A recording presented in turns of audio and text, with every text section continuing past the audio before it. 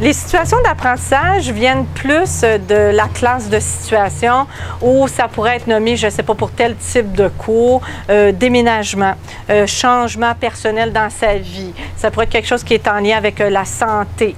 Et donc, on va retrouver une situation d'apprentissage, en une entre autres que c'était au niveau de la santé des enfants et des adultes. Il y avait toute une situation d'apprentissage qui est en lien avec tout ce qui a eu rapport avec la grippe H1N1. Dans les situations d'apprentissage, c'est sûr qu'on retrouve les éléments prescrits des cours et une foule d'activités qui est en lien avec l'apprentissage du français. Puis on peut retrouver la lecture, l'écriture, la prise de parole, dépendamment de ce qu'on retrouve. C'est assez conforme à ce qu'on retrouve dans les cours. Et les situations d'apprentissage, c'est très vivant, c'est très, ça amène des sujets qui ne sont pas nécessairement traités dans un cahier. Et ce qui aide le plus, je pense, c'est au niveau de l'animation.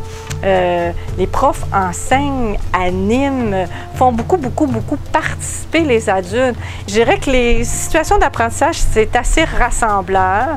Et comme on en a beaucoup, il n'y a rien qui nous empêcherait de dire, bon, c'est quoi les thèmes qu'on peut traiter dans l'année ou dans le mois et qui va beaucoup plus intéresser les adultes.